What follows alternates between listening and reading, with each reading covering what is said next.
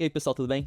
Sejam muito bem-vindos e bem-vindas ao Por Trás das Telas Relações Digitais, nosso podcast da disciplina de Comunicação e Psicologia aqui da FGV Comunicação. E hoje falaremos um episódio sobre um tema muito especial aqui pra gente. Falaremos sobre saúde mental nos jogos.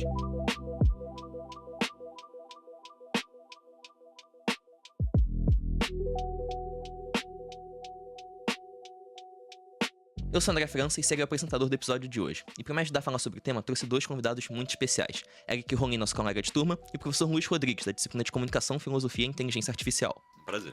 É sempre um prazer ter você aqui com a gente, André, especialmente nós da FGV Quest, debatendo mais uma vez sobre jogos, dessa vez com um especialista que agora podemos retratar sobre a filosofia por trás desses mecanismos que a gente vai retratar, né? Exatamente. Mas eu acho interessante a gente fazer primeiramente mais uma construção, uma timeline de como os jogos se tornaram aqui, né? Onde a gente chegou e como a gente parou no ECA digital, né? Perfeito. Acho que é exatamente como a gente começa assim. Depois a gente já parte para exatamente falar desses mecanismos e de como tá a filosofia e psicologia por trás disso. Perfeito. Bom, eu não sei vocês, mas eu nasci numa época que jogos já eram coisas comuns. Passou mais de ser uma distração para suas crianças, né? Para só comprar tempo. Sim, até crescer com isso. Por exemplo, meu avô, meu pai sempre falavam comigo que na geração deles era sempre mais analógico. Era sempre aquela parada de crescer brincando na rua, ou então reunindo os amigos para jogar efetivamente. E a gente já cresceu dentro de casa no videogame. Não tô falando que é ruim, mas existem certos motivos e preocupações por trás. E se você puder, então, trazer essa parte? Eu não acho que tem uma diferença assim, marcante dos jogos de hoje e dos jogos de quando eu era adolescente e tinha mais tempo para jogar, né? Vamos dizer assim. Eu acho que era o momento em que a gente joga mais, né? Quando a gente ainda não entrou na faculdade e tudo mais. Então, vamos situar um pouco ali nos anos 90. Os jogos não estavam conectados com a internet, né? Essa é uma diferença muito importante para a gente lembrar aqui. Eram jogos que você tinha a fitinha, né, o cartucho, soprava ele direitinho para ver se funcionava, botava ali no console e jogava com quem estivesse do seu lado ou contra o computador, contra o videogame. Né? Então, você só tinha essas duas opções de interação, né? Ou com pessoas que estão ali do seu lado, só tinha dois controles, lembrem disso, né? Então era jogar duas pessoas ou uma. Só tinha essas duas opções. Acho que essa diferença é importante a gente lembrar quando a gente for falar sobre a ECA digital, porque talvez ela esteja muito relacionada com o tipo de jogo que a gente tem hoje. Não tanto com os jogos que a gente tinha no início ali do videogame, né? Assim, os primeiros consoles. Não, perfeito, excelente ponto, professor. Até o Eric tinha falado isso pra gente, né? Que nessa evolução, a gente começa exatamente com jogos que você tá do lado do outro ou até jogando contra. Por exemplo, Atari, Game Boy, que a gente não chegou a jogar efetivamente. Para nós somos meio que relíquias, isso, São relíquias, exatamente. Preservadas, efetivamente. Mas que trazem uma realidade completamente diferente quando a gente considera os jogos de hoje, que são muito mais dinâmicos, muito mais ativos, onde você entra nessa rede digital e consegue ter tudo exatamente na internet, quando antes não era. E acho que esse é um elemento muito importante, né? A falta de atrito que você tem agora para conseguir entrar nesse mundo digital quando você quer apenas jogar. Por exemplo, se eu quiser jogar algo agora, eu pego meu celular, eu dou 2 cliques, desbloqueio e já estou no joguinho. Sim. Pode ser no Candy Crush, pode ser no Clash Royale, que seja, mas o acesso tá muito mais fácil. Assim como tudo na vida a gente tá reduzindo o atrito, né? Porque o atrito é o que chama o consumidor para facilitar no dia a dia, né? Também os jogos se adaptaram a essa dinâmica no qual tudo se tornou mais fácil e mais acessível, e até mesmo difícil de não ser acessível, né? A gente já começou a inverter essa dinâmica, né? E talvez esse seja o ponto principal de que a gente pode elaborar sobre esses novos mecanismos, essa nova presença, já que se tornou muito mais importante, muito mais fácil. Com quem então a gente está se conectando, né? Acho que é um assunto muito melhor agora para te elaborar. E aí, exatamente para apresentar essas novas mecânicas, até o tema principal do que vamos falar hoje, eu acho que é muito importante a gente decidir, definir, na verdade, quais são esses tipos de mecânicas e como elas afetam e mudam a dinâmica dos jogos. Porque como o professor Luiz falou, há pouco tempo você não tinha exatamente mecânicas que te fizessem ficar tão vidrado ao jogo, a não ser uma brincadeira com um amigo seu. Hoje em dia, até por conta da quantidade enorme que temos de jogos, os jogos têm que dar uma forma de conseguir competir pelo seu tempo. Coisa que a gente fala isso direto na sua disciplina, inclusive. E o ponto é exatamente isso. Conforme a gente vai gastando tempo nos jogos, a gente vai conquistando esse nosso tempo, a gente precisa fazer cada vez mais novas mecânicas, novas dinâmicas, novos efeitos para nos manter presos aqui em jogos. Como, por exemplo, assinaturas que a gente tem de jogos, a gente tem o famoso Battle Pass, que são quando a gente paga para ter benefícios já a mais dos jogos, ou até mesmo coisas que trazem uma recompensa variável, como o loot box, como os jogos de gacha, que são basicamente todos focados para isso. Pois é, e como a gente havia retratado antes, jogos, uma vez que você comprava um jogo, ele não conseguia evoluir a partir disso, né? Agora nós temos um jogo que são essencialmente infinitos, né? Sim. Conforme tenha esses jogadores e um incentivo financeiro para a empresa continuar a atualizar o jogo nunca vai morrer. E essa dinâmica que consegue não só prender a gente, né? Pelo senso de comunidade, pelo senso de gostar da coisa, não só a gente para só de gostar da coisa, mas a gente se prende a essa coisa. Sim. Porque no final do dia vai sempre ter mais alguma coisa dentro daquele jogo. Essa expectativa, né? Acaba cativando a gente. Acaba de forma prendendo o jogador e a atenção. Toda essa disputa se formou agora um ecossistema onde todo jogo tem que ser atualizável, todo jogo tem que ter essas dinâmicas, porque senão ele não vai entrar na nossa economia da atenção. Ele não vai estar presente no nosso dia a dia. E se ele não está presente no dia a dia, ele está perdendo dinheiro, né? Isso é uma dinâmica que a gente pode conversar que é perigosa, talvez, não? Não, com certeza. Isso a gente não pode nem falar que não é. Eu vou dizer exatamente o ponto. Quem compete pela nossa atenção e quer cada vez mais seguir, né, vendendo e sendo infinito, como você chamou, a gente parte do pressuposto que a gente precisa manter esse público, sempre nesse jogo, e 2, entretido de que venham coisas novas. Por isso a gente vê milhões de atualizações, milhões de patches novos, temporadas de jogos, como por exemplo no League of Legends, que a gente já comenta aqui. Cada mês tem uma temporada nova que traz personagem novo, atualização de arma, coisas desse tipo. Porque a gente precisa fazer as pessoas acharem novidade nesse jogo infinito. Até um ponto que eu trouxe aqui, que separei pra gente falar, é o fato de que essas recompensas variáveis, que podem mudar cada mês, ou quando você compra necessariamente uma loot box, por exemplo, você não tem a recompensa definida. E é exatamente essa sensação de você não ter o que é definido que faz você gerar mais dopamina para continuar nesse jogo. Sim. Como, por exemplo, até a comparação que é feita, são os cassinos, os caça-níqueis, etc. Eles são feitos para te dar essa emoção de não saber o que vai vir e te manter mais engajado nos jogos. Posso fazer uma confissão? Eu jogo... Por favor. Tá sendo gravado, hein? Eu sou um ótimo especialista nesse assunto porque eu quase caio em todos esses esquemas. No final do dia eu estou falando aqui, mas uma posição infelizmente privilegiada, porque, por exemplo, toda semana, toda quarta-feira especificamente, eu sei o dia até, toda quarta-feira, no jogo Counter-Strike, que é um jogo multiplayer, online, nada demais, especificamente com as mecânicas do jogo, mas toda quarta-feira ele reseta aonde você pode pegar loot box, caixas. E não necessariamente você tem que abrir essas caixas, as próprias caixas em si podem ser vendidas por dinheiro verdadeiro, no que por um desvio legal da Steam é considerado um dinheiro dentro da plataforma, então eles não oficializam a retirada direta desse dinheiro, mas existem diversos sites que podem fazer essa terceirização. Sim. Ponto é, toda semana eu tenho uma expectativa de que eu posso receber essa caixa e eu posso ganhar dinheiro considerável no final do dia. Uma confissão minha, eu estou jogando CS há umas 4 semanas desde que eu voltei, e dentro dessas 4 semanas eu já lucrei mais de R$60. No que, Eric, então sou uma coisa legal, né? Você está fazendo dinheiro enquanto você joga, mas tem um pequeno problema. Nem sempre eu consigo fazer esses lucros aí, que eu sempre falo de R$30 uma caixa, 20 reais. Às vezes eu ganho R$1. Eu gasto todo esse dinheiro, gasto toda essa expectativa, gasto todo o meu tempo para efetivamente ter essa recompensa variável de que pode ser apenas R$1 que eu vou receber. Então eu olho pra isso e vejo o dinheiro que eu estou recebendo. Show. Mas a partir daqui eu tenho que tirar o pé desse jogo para pensar, calma, eu tô criando uma dinâmica talvez um pouco predatória, onde eu estou me prendendo a uma expectativa de dinheiro, de recompensa monetária, simplesmente por jogar um jogo. Talvez eu tenha simplificado essa dinâmica, mas eu tô tão preso a ela, tão à expectativa do que na próxima semana eu posso ganhar R$30 e comprar um novo jogo, ou até mesmo gastar em cima do próprio Counter-Strike, que me dá essa expectativa de quero sempre mais alguma coisa, sabe? E essa expectativa é muito comparável, como você falou, a jogos de cassino. Perfeito. E não à toa, é exatamente esse ponto onde a gente consegue fazer essa analogia, tanto do cassino quanto desse tipo de vício, vício, então, não tô falando viciado aqui, não. Mas com as próprias bets que a gente tem tanto debatido hoje em dia, por exemplo, que transformaram os cassinos em uma gamificação que você vê no seu celular, em qualquer lugar, e, assim, tem anúncios em todo lugar. Mas eu tenho uma pergunta. Os cassinos também oferecem jogos? Efetivamente sim, na verdade. Se a gente for pegar pela regra da palavra, né? Pela regra da palavra, sim. O jogo é ser uma atividade, né? Então, sim. Pois é. O que é um jogo, afinal? Assim, eu fiquei pensando muito, vocês estão falando, eu fiquei pensando muito nessa história do jogo, né? Assim, o jogo, ele vicia há muito tempo, né? É só um fenômeno que a gente precisa observar e reconhecer. Ele vicia há séculos, muito antes de qualquer computador. pessoas se viciavam em jogos, né? Agora, tem uma coisa... Tem coisas que, né, assim, se repetem, né? Tem uma certa persistência.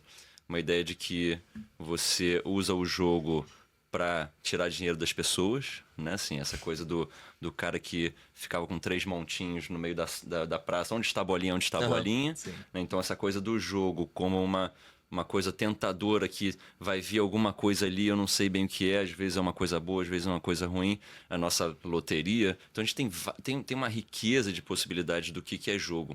A característica desses jogos que vocês estão falando, que mais me marca, e é claro, vocês estão na minha disciplina, vocês já sabem praticamente o que eu vou falar, é que eles são produtos algorítmicos. Sim. Né? Assim, então o que a gente tem assim, no século XXI é uma adoção em massa assim, de um certo modelo de negócio em que você usa uma coisa de graça, né, e cede dados de comportamento para que esses dados sejam usados para tentar assim, manipulações publicitárias legais, vamos dizer assim, né? Mas, enfim, se usa de artifícios psicológicos e cada vez mais, né? E a gente vem vendo isso crescendo nas últimas décadas, o uso cada vez mais de mecanismos psicológicos, porque a gente conhece agora o jogador.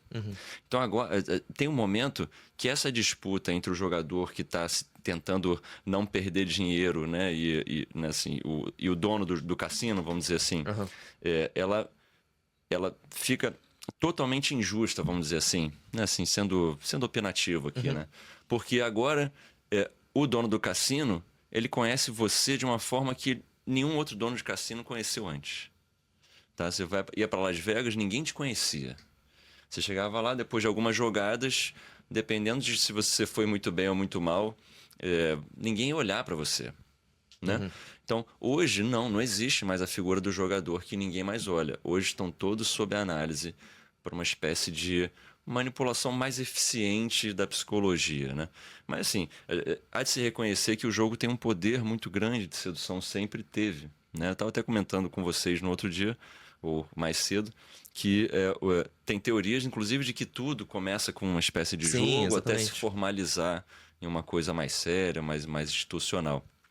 Mas, para mim, assim, eu deixaria essa ideia aqui para a gente conversar agora, daqui a pouco, sobre a ideia de jogos como produtos algorítmicos. Não, perfeito. E aí sim uma virada para uma coisa que a gente precisa ter muito mais atenção. Sim, eu concordo 100% com o que você falou, professor. Até porque linka muito bem com o assunto que a gente teve na própria disciplina da professora Ana Bentes. Oi, tudo bem? E que fala exatamente sobre a economia de atenção, termo que o Eric já falou, quanto o capitalismo de vigilância, onde os nossos dados passam a ser o principal produto que a gente pode oferecer. Ainda mais nesse tipo de jogo, não só nas bets, mas o próprio CS, que o Eric falou, League of Legends, que te permite fazer compras. É muito interessante que eles saibam como é o perfil de cada jogador para saber quais novos artifícios eles vão lançar. Não só novas espécies de lootbox, ou como estratégias específicas, mas novos personagens a serem lançados, novas skins, que são as aparências dos personagens, novas edições ou coisas desse tipo.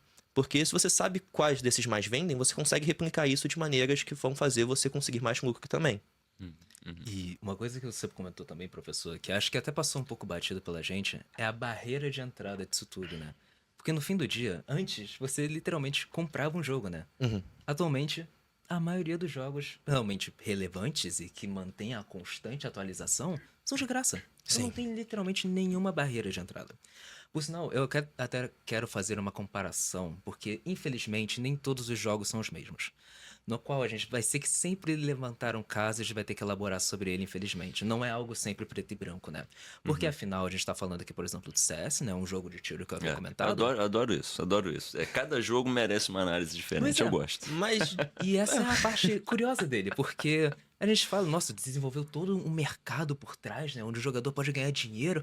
Mas no fim do dia, o jogo em si não muda-se nada estruturalmente falando se você tem sim. uma roupinha bonitinha ou não.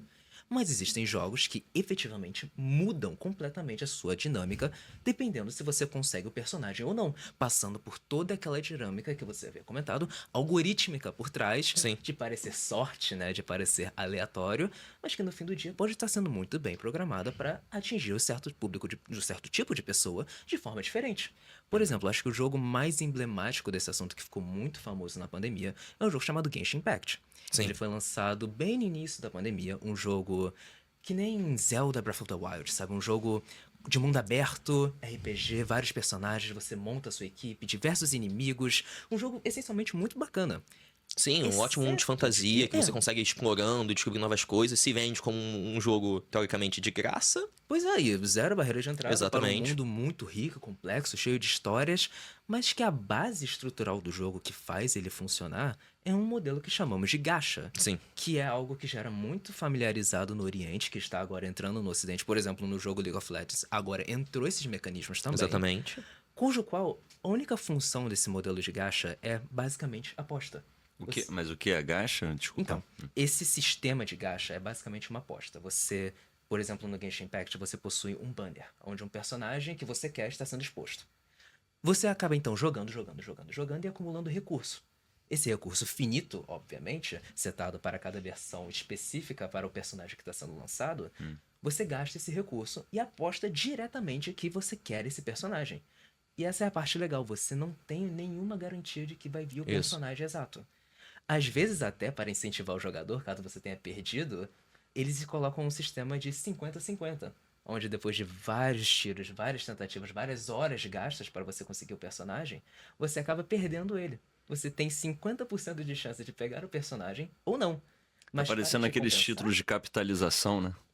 Mas é basicamente isso. É basicamente isso. Tudo colocado em camadas de jogo de fantasia, com personagens que você tem uma narrativa toda construída, todo um apelo emocional, pra no fim do dia você ter uma 50% de chance de conseguir o personagem. Sim. E a melhor parte, uma vez que você perde esse 50-50, Reseta. o jogo, por sinal, reseta o seu histórico, você começa do zero. Você não tem mais o 50-50, você vai ter que Você vai ir ter de que ir novo. de novo, pegando todos os recursos mais uma vez, que são finitos, por sinal. Mas tem um incentivo muito grande agora. Porque agora é garantido esse personagem. Se você conseguir chegar no que a gente chama de soft pity, né? A quantidade de recurso que você gastou naquele banner para conseguir o personagem, se você conseguir chegar até lá de novo, o personagem é certo. É certo que aquele personagem que você quer muito vai vir. Então você possui um incentivo enorme para continuar a jogar. E uma vez que você chega na barreira setada pelo próprio jogo, né? Sim. Quando todo o recurso acaba, você tem um escapismo, né? Você tem ali, ou você pode comprar diretamente o recurso que você precisa. Sim. Pra aí sim você conseguir pegar o seu personagem. Pode parecer muito maldoso o que eu tô falando aqui. Mas no fim do dia é tudo mascarado em um jogo de fantasia, que era vendido, por sinal, antes do Eca Digital aparecer, era dado para, se não me engano, ou livre todas as idades, ou 12 anos. Apenas mencionando que existem compras dentro do app. E aí isso linka muito bem com outro termo, né? Que é um dos principais aqui do episódio, que é a parte de design viciante. Todos esses personagens, esses banners, esses recursos são feitos para que você consiga achar que é um personagem o máximo. Você consiga achar que essa loot box, esse gacha, não está necessariamente te enganando. Você acredita que faz parte daquele mundo. Você fala, nossa, esse personagem é muito maneiro, eu preciso dele. Você vai indo, vai pegando os recursos, vai postando no gacha. E no final não consegue. Aí você fala, não, mas pô, o personagem é muito maneiro, tem que tentar, vai ser uma melhor adição pro meu time. Não, ele dá muito dano, não, ele cura muito bem. E aí você fica nessa, exatamente, até porque só o personagem te agrada às vezes. Você acha um mundo muito interessante, você fala, cara, esse cara tem poder de fogo, vai ser muito maneiro, sei lá o quê. E acaba só contribuindo pra esse ciclo, por assim dizer. E uma vez que você acha o personagem interessante, é aqui que o mais perigoso aparece. Porque esses banners que eu tô falando, eles são limitados por tempo. São. Você tem dias Nossa. exatos pra conseguir isso. E uma vez que o dia passar, uma vez que o banner passar, ele não se sabe quando vai aparecer. Ele Eu tenho a deve entrar em impressão, último na eu fila. tenho a impressão que esses jogos são laboratórios de psicologia comportamental, às vezes. Quando começam a me descrever o que acontece ali. Porque, né, assim, quem não joga, né, assim, não tem o hábito, né, não sabe direito. Né, como a gente estava conversando. Mas sempre que começam a me descrever, me parece um grande laboratório de psicologia comportamental e até assim, testando os limites de até onde a lei não alcança, né? Talvez seja um bom gancho para a Eca Digital, mas Perfeito. é muito curioso isso mesmo. Assim, parece que o jogo, né? Assim, o eSports, como está sendo chamado, assim, ele tem uma filosofia de testar os limites, né? Assim, tanto do jogador quanto do que se pode fazer. Parece que está no DNA dessa empresa uma espécie de teste de limites. E como a gente anda sempre atrasado, né? Infelizmente a legislação sempre anda atrasada com as novidades que aparecem, né? Se não me engano, foi um pouco antes da pandemia que a União Europeia começou a prestar mais atenção no que se diz respeito a loot box. Sim, foi. E, como sempre, a lei diz uma coisa, os jogos dizem outra, né? Se a lei diz que X está proibido, vamos fazer X, só que menos um. Vamos fazer algo parecido, que não é exatamente isso, mas que funciona no final da mesma forma, né? Isso sempre acaba sendo um perigo da gente estar levantando de, não, no Counter-Strike é assim, no League of Legends é assim, no Genshin é assim. Mas na visão do pai, ele vai ter que aprender cada mecânica de jogo específico para permitir com que o filho possa jogar? Isso é perigoso, né? Não existe uma metodologia ainda que consiga resumir todas essas mecânicas e diferentes variáveis, essas sequências algorítmicas, em algo que seja palatável pro pai, para conseguir finalmente definir se, ok, não, meu filho pode jogar isso aqui. Porque até onde ele saiba, ele olhou a página do Genshin Impact e viu livre para todas as idades, com a possibilidade de compras dentro do aplicativo. Sim. Como que ele vai conseguir finalmente perceber todas essas dinâmicas, se nem mesmo a lei consegue sempre estar em dia com essas novas Não, mecânicas? perfeito. E eu só queria adicionar um negócio que você falou exatamente nesse ponto de o pai não pode prestar tanta atenção, até porque muitas vezes os jogos se disfarçam, né, como uma coisa mais infantil. Por exemplo, a gente teve um caso muito recente do Roblox, que foi um caso que até furou um pouco a bolha, porque muitas crianças estavam, né, tendo esse problema de gastar dinheiro, querer comprar a moeda do jogo para conseguir coisas novas, e acabou resultando num grande problema, que também foi, né, um dos principais assuntos do ECA Digital, como o professor falou, acho que até o próximo gancho que a gente pode citar, mas que se disfarça como um jogo muito infantil, de mecânicas extremamente simples, personagens e designs simples, mas atrativos para as crianças, e que fazem exatamente isso, né, chamam a atenção, disfarçam os pais, e teve até um caso no garoto que, porra, gastou $200 mil em dinheiro do jogo com cartão da mãe e a mãe não viu. Porque a mãe tava trabalhando, o moleque pegou e gastou porque, não, preciso do personagem, preciso da roupinha, preciso do tal outro jogo. E aí gastou $200 mil do cartão da mãe. Esse precisa, sempre uma agonia, né? A pessoa tá se colocando nessa posição, porque, claro, tem todo um mecanismo por trás que faz com que ela se caia dessa forma, de que ela precisa, ela necessariamente coloca essa palavra: se eu não conseguir isso, eu vou me ferrar. Se eu não conseguir, se não for agora, independente dos meios, eu nunca Sim. vou ter. Isso é definido como FOMO, né? O Fear of Missing Missing Out, Out, que é perfeito. basicamente toda a estratégia por trás do jogo de gacha. E é esse ponto que tá se tornando quase comum em todos os jogos de terem, de alguma forma, algo que vai te dar aquela sensação de que eu vou estar de fora. Se eu não conseguir isso aqui, independente de qual sistema for, eu vou ficar de fora, eu vou ficar pra trás. Eu não quero isso, porque eu tenho um apego por isso aqui. Eu gosto. Eu gasto minhas horas. Esse é o meu entretenimento. É muito patos, né? Como a gente falava lá na Sim. áudio retórica. É muita Exatamente. emoção, muito apelo emocional. E Exatamente. se eu não conseguir esse personagem agora, quando que ele vai aparecer? Será que um dia eu vou conseguir ele de volta? Será que vai ser pior então da próxima vez? Eu não sei. Eu só sei que eu preciso agora. Sim. E se for necessário pegar o cartão do meu pai, o cartão da minha mãe, talvez seja necessário porque o controle parental não conseguiu alcançar esse nível de complexidade na qual não consegue entender o que está acontecendo com o filho. Ele não entende o que é esse Roblox, o que é o Roblox, o que é dinheiro. É dinheiro, dentro do jogo? É dinheiro mesmo? Não, é dinheiro fictício? É difícil Sim. de explicar essa coisa. É por isso que chegamos no ECA Digital. Exatamente. E é um dos pontos mais importantes que a gente tem, tanto no próprio mundo dos jogos, efetivamente, mas como no próprio mundo onde estamos, né? Porque o ECA Digital é esse movimento que surgiu, né? O Estatuto da Criança e do Adolescente, principalmente agora voltado para o mundo digital e no mundo dos jogos, inclusive. Né? Ele regulariza um pouco melhor como limites de idade que as crianças podem ou não participar de tais tipos de jogos. Tem jogos que agora você tenta entrar na loja do jogo e fala, não, precisamos de uma confirmação de idade, aí você tem que mandar, nem sei como exatamente, acho que foto ou de identidade, ou... Se não me engano, a maioria deles pede o CPF. É, né? o E se CPF, baseia no mas tem CPF. uns que eu sei que também precisam do próprio controle dos pais. Tipo, você como pai tem que botar o seu CPF e falar aqui, ó, tô deixando meu filho usar. Porque eles, de certa forma, tentam diminuir um pouco os riscos que isso tem, né? Talvez o garoto não fosse conseguir agora gastar 200 mil. Acho que tem uma coisa assim muito clara acontecendo nessa digital, assim, tentando simplificar uma coisa que é complicada, mas que é o reconhecimento de que o menor não pode ser responsável por Sim, aquilo. exatamente. Então ele tenta passar parte da responsabilidade para um pai, para uma mãe, né, para um responsável legal, e tenta passar boa parte da responsabilidade para as plataformas também. Sim. Então agora a verificação de idade as plataformas precisam fazer automaticamente, não sei como é que eles vão fiscalizar isso, mas enfim. É a lei, é o que a lei se propõe. Então, eles tentam deixar claro que, bom, esse é um menor. Ele não pode se responsabilizar por $200 mil no cartão da mãe. Né? Exatamente. E é isso que. Esse era o ponto que eu tava querendo levantar até, professor. Responsabilidade. Esse talvez seja o ponto mais difícil de conseguir debater. Do né? século XXI, você fala? Eu acho que esse ponto está Em geral, começando né? a Em geral. perder até aí. Quem tem controle do quê? Porque, por exemplo, a gente criou todo esse sistema agora de jogo de gacha. Nós somos a empresa agora, nesse momento. Nós criamos um sistema que objetivamente vai colocar numa posição psicológica do usuário de que ele vai correr atrás do personagem independente do que seja. Quem então agora é o responsável? Aquele que criou? Ou se não é o próprio menor, que agora não pode mais, ou então era o pai que devia ter prestado atenção e colocado uma barreira, não, filho, você não vai jogar esse jogo. Esse jogo de essa responsabilidade é de quem acaba no final do dia sendo de ninguém. Então o que a gente faz? Como é que a gente consegue punir? Como é que a gente consegue regular esse sistema? Vai conseguir ter uma regulamentação, já que a gente está sempre se distanciando da responsabilidade? Esse é o ponto. Ninguém sabe. Não existe uma parte definida disso. Eu acho que você já sabe minha opinião sobre o meio digital. Assim. Mas os espectadores não. É verdade. É o meio perfeito pro vigarista, né? Assim, eu falo vigarista, assim, às vezes as pessoas acham que é um criminoso. Não, a gente comete pequenas vigarices todo dia, né? Assim, é aquela coisa de você precisar produzir uma pequena confiança ali para a pessoa confiar em você e você fazer ela clicar num botão, né? Então essas pequenas vigarices, né? Assim, confia em mim, aperte nesse botão, confia em mim, aperte nesse botão.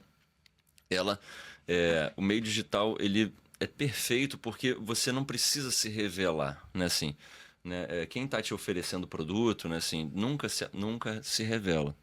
É diferente de você ir adquirir um cartucho de um videogame, tentando voltar um pouquinho lá à nostalgia dos anos 90. Eu sou especialista em anos 90, tá? Se vocês quiserem conversar. Então, o cartuchinho que você ia alugar, né, assim, eu geralmente alugava porque era caro comprar, e depois você enjoava do jogo também. Ainda tinha isso, o jogo acabava, você zerava o jogo, né? Assim, é uma coisa que eu não sei se existe hoje em dia. Existe, mas Existe. sempre tem um incentivo de bem Nossa, mais. Então, mas é o até desafio uma de boa zerar um jogo, já diferencinha. zerei aquele. É porque a gente tá falando muito desses jogos de eternidade, como é que falou, que são jogos em geral que você entra, joga partida contra outras pessoas, e depois que essa partida acabou, você pode jogar 500 mil, ou então seguir essa história infinita. Mas existem alguns jogos que a narrativa é o importante, a narrativa é o principal, e nesse ponto, quando ela acaba, em geral, tende-se a meio encerrar o jogo. Mas não são os que estão dando mais dinheiro, nem os que estão sendo o foco, principalmente no nosso assunto. Porque... São jogos infinitos, né? É, exatamente. Porque ainda tem alguns jogos, posso até citar alguns exemplos, mas que falam mais exatamente como você falou. A gente compra o jogo, zera. Em geral, a gente até coloca um conteúdo pós-jogo, né? Pra você poder, né, continuar um pouquinho. Mas depois de um tempo acaba. E esses jogos não são nem sendo o principal ponto do ECA Digital, nem da parte do debate principal que temos trazendo aqui hoje. Mas que são muito importantes também a gente falar em comparação com esses jogos. Porque existe um outro caminho a ser também feito. Pois é, porque a gente não pode no final do dia só demonizar jogo agora. Não. Infelizmente, os jogos estão se contaminando desse sistema de vigarista, né? Sim. E está se tornando cada vez mais. Por exemplo, League of Legends não tinha isso antes, foi adicionado em 2021, se não me engano. Esse sistema de gacha, porque era muito rentável, era muito fácil. E a gente está vendo essa contaminação se espalhando, né? No ponto de que a gente tem que entender que é um problema, sim, mas que não é inerente do meio dos jogos. Esses sistemas, esses mecanismos viciantes já são de muito tempo atrás, não é coisa nova. A gente só percebeu que agora o meio facilitou-se tanto que a gente pode incrementar isso aqui, se significa aumentar no final do dia a setinha da nossa empresa. A setinha sempre tem que ir pra cima. Mas no final do dia, isso não é inerente dos jogos e nunca foi. Talvez nunca tenha sido esse o propósito. Quando a gente tá falando do cartucho, né, do Pokémonzinho, por exemplo, a gente nunca falou sobre manter-se o jogador preso por longas sequências de horas para conseguir no final reter mais do que foi gasto no início. Não, isso nunca foi o propósito, mas é um problema e a gente precisa debater sobre. Até um outro ponto que conversa muito com a própria disciplina do professor Luiz, que é o que a gente sempre fala isso, né? A necessidade de você se provar mais... Confiável? Não, esqueci a palavra, humanista? mas... Não. É você ter a necessidade de cada vez provar mais, tipo, mais eficiente. Os próprios A gente jogos. tem uma obsessão, né? Uma Exatamente. obsessão. A gente até trabalhando nessa obsessão humana de se provar mais eficiente, não só quando a gente debate na sua disciplina com o uso de IA, que foi o principal, ou dos próprios dos algoritmos, mas igual como o Mac falou do ponto da setinha sempre subir na empresa, empresas que antes não faziam isso começarem a fazer por conta de ver que funciona muito bem esse tipo de estratégia, esse tipo de serviço, lembra muito isso, pelo menos pra mim. Né? O ponto de você ter que ser mais eficiente. Então, um jogo que, em geral, já estava fazendo muito sucesso, como League of Legends, a gente começou a ainda aderir esse tipo de ferramenta para mais sucesso, para mais dinheiro, para alcançar mais pessoas e deixar mais pessoas mais presas no jogo. Sempre testando o limite, né? Exatamente. Você comentou isso, sempre testando o limite Exatamente. do que o jogador pode aceitar. Quando foi, por sinal, voltando ao League of Legends, quando foi adicionado esse sistema de gacha, foi altamente repudiado, assim, pela comunidade, mas se manteve durante o tempo. E conforme isso foi entendido que não era presente na mecânica principal do jogo, né? No final do dia você pode só ignorar. As pessoas foram aceitando mais ideia e deixando de lado, ignorando efetivamente. Mas isso não é 100%. Não todos os jogadores se comportam da mesma forma. Sempre vai existir alguém que vai cair nesse sistema e que vai sempre esperar pelo próximo personagem. Até um outro fator, né? Por exemplo, uma pessoa que não era acostumada, mas que aprendeu isso no LoL, pode procurar outros jogos de gacha, como Genshin Impact ou Honkai Star Rail, que é um outro exemplo também. Que infelizmente eu amo, mas eu reconheço que é um problema. Não vou poder opinar. Mas, de fato, né? Atrai as pessoas. Ele é feito pra atrair as pessoas. E mesmo aquelas que jogavam o League of Legends só pra pequena diversão uma partida ou outra, começam a entender como funcionam esses mecanismos e poder procurar jogos que tenham coisas parecidas. A barreira de entrada sempre acaba sendo diminuída. Um comentário, assim, de repente, pra gente falar sobre a ECA digital de uma outra forma. Eu, né, assim, antes da conversa aqui, logicamente, fui ler pra não cometer um grande equívoco. E eu fiquei bastante marcado nessa coisa, né? Assim, a gente veio conversar sobre games, mas a ECA Digital fala muito sobre redes sociais. Sim.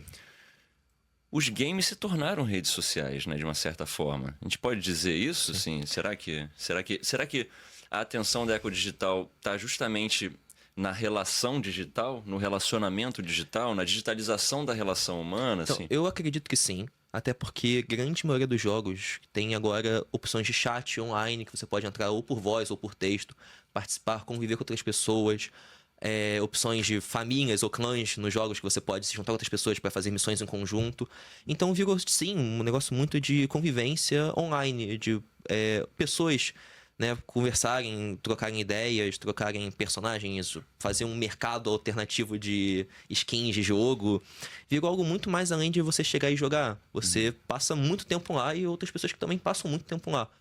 Sim. Comunidades sempre existiram em torno de jogos. Sempre. Sim. A gente sempre ia, no final do dia, uma convenção, por exemplo, de um jogo, a gente se trocava ideia, conversava. Sim, não, assim. grupos que jogam poker, eu vou trazendo as coisas do passado para vocês, tá? Vocês não vão lembrar. Então, grupos de jogar poker, grupos de que os idosos se juntavam para jogar baralho, né? Assim, acho que isso tinha um hábito muito... Então, assim, a coisa do jogo como um evento social, né? Assim, que talvez assim seja assim. A gente pode dizer que seja o uso do jogo que inquestionavelmente traz mais vantagens do que desvantagens, talvez, porque é aquela coisa de jogar um buraco com a família e saber das fofocas de todo mundo, talvez, né? Porque o jogo ele Muito acaba bom também, muito bom ele também. acaba sendo um pano de fundo, assim, ou algo complementar ao que está acontecendo ali naquele momento, né? A diferença desse tipo de jogo, ou mesmo o jogo de videogame, para não parecer que eu não vivi essa época, o jogo de videogame, né, de controle, você sentado um do lado do outro, e 3 pessoas atrás gritando que nem os loucos, né? Porque essa era a experiência de jogar videogame. Especialmente quando, né, assim, quando o amigo tinha o Mega Drive e era o único no prédio que tinha Mega Drive. Né, assim, e o pessoal ainda tá no Phantom System, no Master System, e o amigo comprou o Mega Drive. Aí você vai na casa do... Vai todo mundo pra casa desse cara. Mas pessoas que odeiam esse cara vão lá, tá? Porque elas estão viciadas no jogo. Então, assim, talvez tenha uma grande transformação aí que passe muito pela função do jogo, vamos dizer assim. A função que o jogo desempenha quando você está jogando. Que eu acho que levantam várias bandeiras vermelhas mesmo, que é isso, sim. Se o jogo agora não é mais para complementar uma interação social, ele é para substituir, digitalizar a interação social, aí a gente tem aqueles problemas que a gente está falando Exatamente. nessa... Assim, que não é bem assim, os jogos são interessantes, trazem benefícios, tem muita coisa boa que você pode aprender jogando, mas o problema não é o jogo, o problema é a digitalização da relação, Sim. que antes acontecia e agora acontece somente digitalmente. Né? Pois é, porque no final do dia a gente sempre tem aquela vontade humana de querer ouvir e ser visto, sabe? Sim. Isso sempre é inerente nosso. As plataformas digitais apenas transformaram esse meio de forma muito mais fácil. E se baseiam basicamente nisso, né? E se baseiam nisso, e é no ponto de que, por exemplo, comunidades de jogos são o que fundamentam os jogos a partir de hoje. Por exemplo, um jogo como o Genshin Impact nunca teria se tornado algo tão grande, algo tão permanente no mercado de jogos, se não tivesse tanto aquela comunidade que gosta, que conversa, que estuda o jogo. Sim. E que, infelizmente, o valor simbólico por trás dessas relações acaba muito se tornando o que você tem dentro desse jogo. Quando isso acaba se tornando, né, quando você faz esse passo de, ao invés de ser o nosso espaço onde a gente conversa, mas sim o espaço que a gente onde se demonstra, se compara, que a gente quer ver, infelizmente você acaba caindo com pessoas que gastaram R$200.000 no Roblox. Sim. Não foi porque ele queria, ele tinha essa vontade de gastar, mas porque ele queria aquele personagem e ele queria que aqueles que entendessem do valor simbólico daquele personagem pudessem ver, pudessem comparar e pudessem, no final do dia, conversar sobre isso. Se a gente está transformando essa barreira para conversar sobre uma barreira tão grande financeira, a gente está, de certa forma, criando um cenário distópico do que era antes um senso de comunidade, Sim. não? E eu acho muito interessante isso, porque linka com outro negócio que eu trouxe aqui pra gente hoje, que foi em 2022, a OMS liberou um artigo que falava sobre 2 temas principais dos jogos, né? O game disorder, que ela chama, que é quando você usa o jogo como uma fonte de escapismo, ou também como fonte de... não só de mecanismo eficiente, mas tipo, fonte de vício efetivo. E ele chama isso de game disorder quando você deixa de vivenciar pontos da realidade tão importantes, principalmente para as crianças, para vivenciar aquilo somente nos jogos. Perfeito. Mas ela, no próprio artigo, fala que entende que os jogos também servem como socialização, como você falou, às vezes as crianças se reúnem. Direto criança chamava amigos para jogar um jogo que eu não tinha, ou então pedia emprestado na escola um jogo e entregava ao outro. Virava um negócio de a gente poder trocar ideias sobre uma coisa que a gente gostava muito. E a própria OMS poder fazer um artigo que fala dos 2 pontos, né, traz exatamente o ponto mais importante dessa discussão. Que é qual que é o papel disso e como a gente é afetado ou não por esse tipo de coisa. Bom, como a gente é afetado, eu acho que novamente, né, trazendo conteúdo, né, assim, mais da nossa disciplina de filosofia, tem esse efeito de deterioração política, né, assim. Sim. Eu acho que e aí eu posso trazer a conversa diretamente para produtos algorítmicos, assim, eu acho Sim, que por favor. pode ser, né, porque assim, simplificando dessa forma, a gente bota redes sociais e jogos mais ou menos compartilhando do mesmo problema principal, central, assim. Sim. Que é o enfraquecimento dos vínculos entre as pessoas, né? Então, quando o meu personagem joga com o seu personagem, é muito mais fraco do que quando eu estou do seu lado jogando com personagens na tela, Sim. né? Assim, eu tô aqui do seu lado, por mais que a gente esteja olhando para a tela e a coisa esteja acontecendo lá, a gente aqui tá até um cotovelando o outro para ver se você erra o seu golpe fatality, sabe? Assim, então, eu acho que de novo, aquela coisa do pensamento crítico. Tem muita coisa boa que acontece. Eu acho que tem socializações que são interessantíssimas. Eu vi um documentário há pouco tempo de um rapaz que tinha um transtorno, faleceu jovem. Sim. E ele era um ídolo No World of Warcraft. Ah, tá. Sim. no meio digital. Ele virou um caso bem conhecido mesmo. Muito interessante. Parece que ele, assim, no mundo, ele não conseguia falar direito, ele tinha Sim. dificuldade, ele tinha alguns transtornos Sim, que exatamente. dificultavam muito a vida dele. Só que no mundo digital ele era assim, todo mundo amava ele. Então, assim, abre possibilidades dessas, sabe? Mas ao mesmo tempo, você tem que ter um uso crítico, senão Sim. né, você abre essas possibilidades e abre tanto que vem todo mundo, né? Sim. Vem todos os problemas juntos. Eu acho que o jogador crítico, né, assim, talvez seja o jogador que consegue ter essa distância reflexiva e falar assim, bom, o que está acontecendo? Estou jogando, tudo bem. O que é que eu estou deixando de fazer? Então tem essas vantagens todas que me abrem e tem essas coisas que eu preciso tomar cuidado. Sim. Né? Exatamente. E eu acho que é por aí. E a ECA Digital, assim, para fechar no assunto assim, né, do podcast, assim, a ECA Digital ela vem para tentar de uma certa forma, dá uma visibilidade crítica sobre o que está acontecendo. É uma pena, assim, que nem todo mundo vai ler a lei. Né? Eu li uma vez, agora eu estava lendo em detalhe, assim, né? Acabei não terminando antes daqui. Mas vendo as definições, o que eles chamam de produto, como eles falam?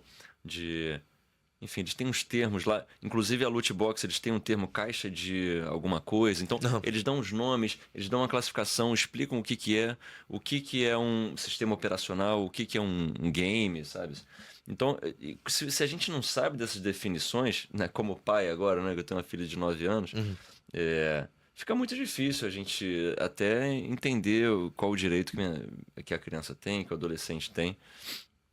Mas, enfim, dei uma volta para chegar nesse ponto. Acho que a ECA Digital vem para dar um pouco dessa transparência de qual é o problema. Sim, né? Porque, perfeito. né, acho que tem muita gente, tem muito influenciador querendo ser autoridade no assunto. E eu acho que, né, imagina, né, o comitê que se formou para se discutir essa lei, quantas conversas não aconteceram, quantos especialistas não a leram e quantas pessoas não opinaram. É muito diferente de você ver uma opinião de, né, um conteúdo, né, de uma pessoa, seja onde for.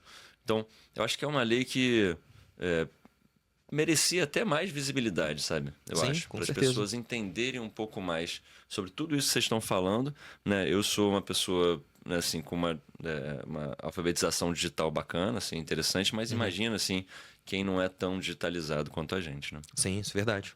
Pois é, e também para conseguir terminarmos, acho que seria interessante a gente conseguir elaborar, nem que seja algo rápido, algum guia, especialmente numa posição de pai, que eu achei muito importante. Do que Não, você excelente poderia falar você para os ter- espectadores, excelente. então, uma posição de alguém que já entende, ou pelo menos consegue pelo menos ter uma visibilidade melhor desse assunto, né? De conseguir dar uma dica do que a gente faz. Nós estamos falando de responsabilidade, mecanismos, ECA digital. Ok, no final do dia, o que o pai, então, precisa entender?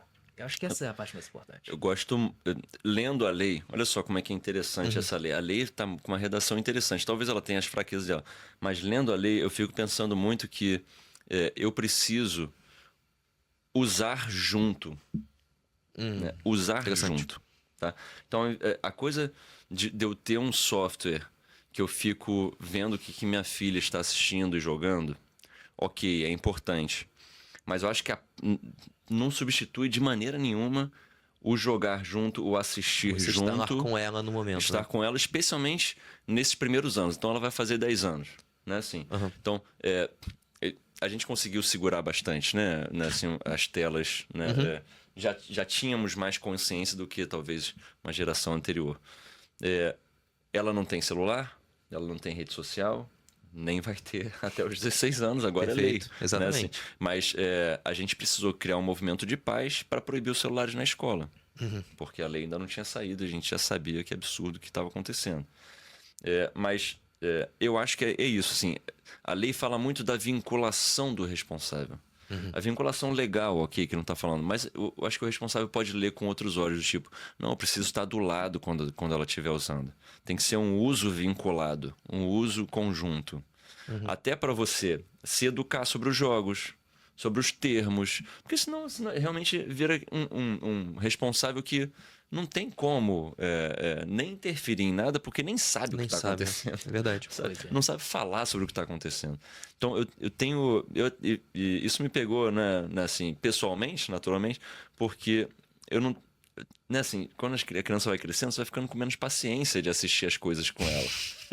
Com certeza. Quando ela é pequenininha, com certeza. a criança pequenininha, né, aquela fofura, aquela coisa, os desenhinhos, você arruma uma paciência que você não sabe de onde.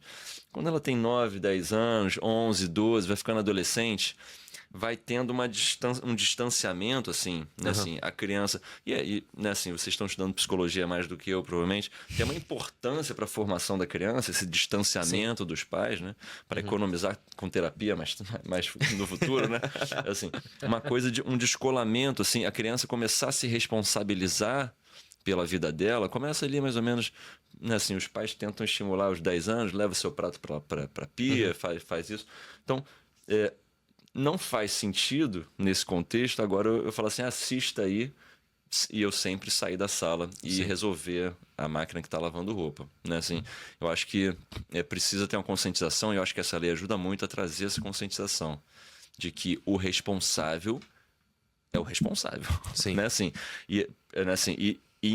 em boa medida, em grande medida, a responsabilidade é das plataformas, que elas estão tentando lavar a mão delas há 10 anos. Uhum. Não, agora a responsabilidade é delas e boa parte da responsabilidade dos pais. Ué, mas a responsabilidade da criança é uma criança. É uma criança. Né? Assim, Perfeito. então, Perfeito. legalmente, a gente não pode responsabilizá-la. É claro que como pai a gente fala assim, não, você é responsável por isso, né? Mas é mais um artifício pedagógico do que, né, assim, né, uma coisa legal. Não, entendi. Né? Não, é perfeito isso, parar que a gente finalmente consegue agora ver pais, sabe, começando a entender mais do assunto, parar de tratar o que antes era só o celular como pare de me encher o saco, por favor, vai se distrair, vai embora. Tipo assim, filho, eu tô conversando, interação lá. Sabe, toda essa dinâmica que já era distópica antes, agora a gente finalmente conseguia entender mais sobre esse meio, né? Começar a entender as nuances, as mecânicas do jogo que meu filho está querendo.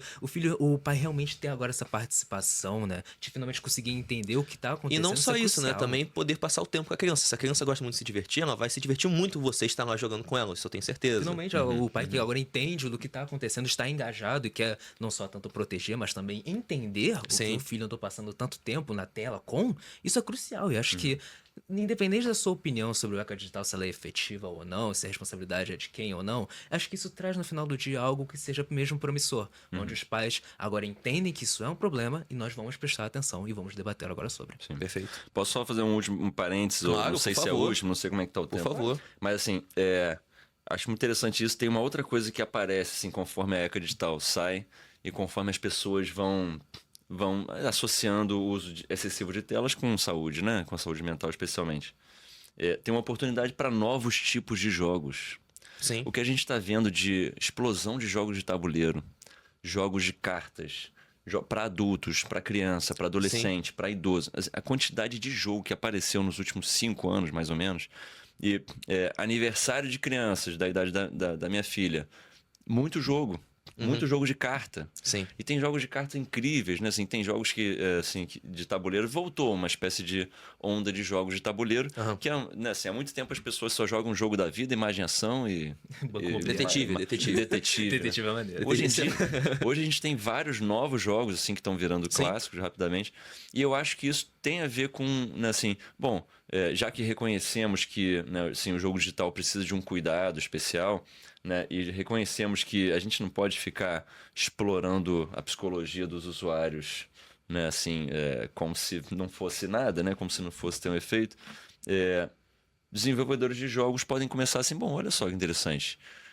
Tá abrindo um mercado, inclusive, de jogadores, não apenas por causa da lei, jogadores que querem evitar um pouco, né, assim, essa coisa do excesso do digital. Sim. E que, quando eu quero descansar, eu não quero jogar na tela, eu quero jogar aqui, né, assim. Então tem uma oportunidade de negócio ainda por cima que eu não canso de falar, que eu acho muito interessante. Por exemplo, um assunto que me lembra muito bem, a gente aqui tem um quadro, por assim dizer, nos nossos vídeos, que é a gente jogando RPG. RPG é um jogo basicamente de tabuleiro, onde a gente se reúne com uma galera e joga exatamente esse tipo de jogo. E, não à toa, desde o ano 2024, quando lançou a nova edição, foi a maior venda de edição deles agora de 2024. Que é o que a gente joga agora. Porque desde então, tem essa procura exatamente pra você reunir uns seus amigos e jogar com eles. Nossa, Tanto que a gente tem aqui o nosso próprio saga de episódio, que a gente grava e lança no nosso YouTube. Mas que basicamente são nós 5 aqui jogando esse tipo de jogo. A gente começou do presencial, foi pro digital, e voltamos pro D&D. Poético, a gente fechando tudo. Enfim, então acho que essa deixa por hoje, galera. Muito obrigado por terem visto o episódio, pela audiência aqui, por acompanhar esse bate-papo aqui. E esse é só um dos episódios, na verdade, de toda a série de podcast que faremos aqui, sempre com tema de saúde mental. Então convido vocês a assistirem os outros episódios, todos com temas muito interessantes, muito importantes hoje em dia. E acho que é isso, gente. Muito obrigado.